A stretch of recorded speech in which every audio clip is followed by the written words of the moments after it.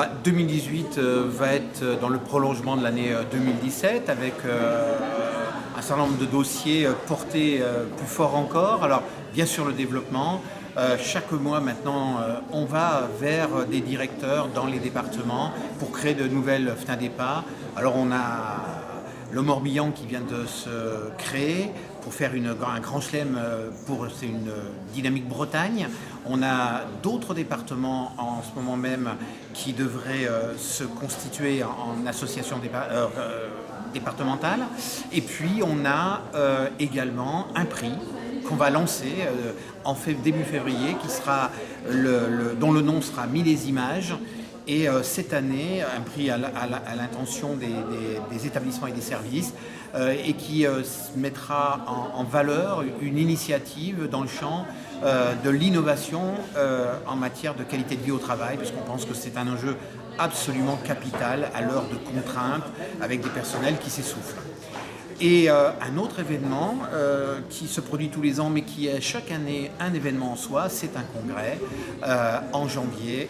en début les 4 et le 5 juin à Nantes, où nous attendons une très très belle participation, puisque c'est un peu nos terres de prédilection et qu'on peut espérer 400 ou 500 participants, dans le prolongement d'ailleurs de la belle dynamique qu'on constate aujourd'hui avec plus de 250 participants. C'est un excellent cru, bien qu'il n'y ait pas en réalité de fait majeur dans les politiques publiques, parce qu'on est plutôt dans l'expectative de ce que fera ce nouveau gouvernement. À part des rapports. On a des rapports qui éclairent les ministres, mais comme quand ils arrivent, ils ne les ont pas lus, ils les relisent, et puis ça déclenche d'autres besoins en termes de rapports.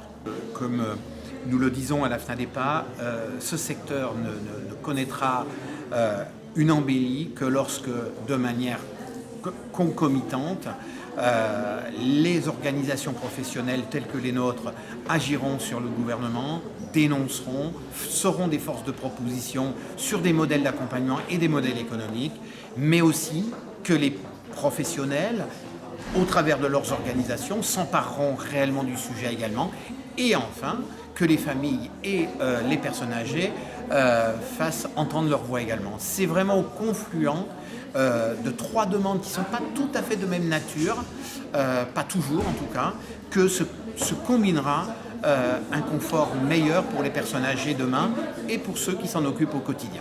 Ce que je crains, c'est que, je le crains et en même temps je ne le souhaite pas bien évidemment, je crains qu'elle ne soit pas à la hauteur de ce qui est vécu dans les établissements. Pourquoi ?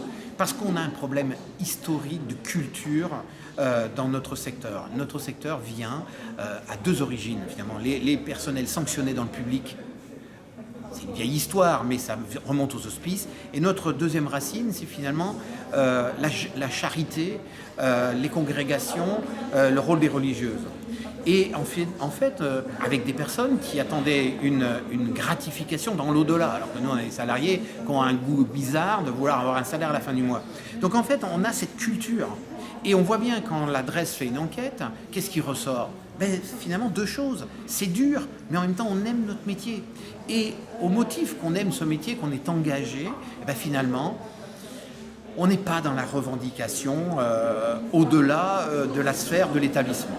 Et que du coup, cette culture du non-mouvement, finalement, en soi, est pénalisante pour notre secteur, elle est pénalisante pour les collaborateurs. C'est dommage parce que finalement, cette générosité de cœur, reconnue par tout le monde, qui est un frein, parce que finalement, en ne criant pas fort, on risque de ne pas être entendu. En fait, il y a des signaux faibles tous les jours, mais qui ne sont pas vus, par des gens qui en envoyant un signal faible, envoient un signal fort, mais qui n'est pas lu dans notre société.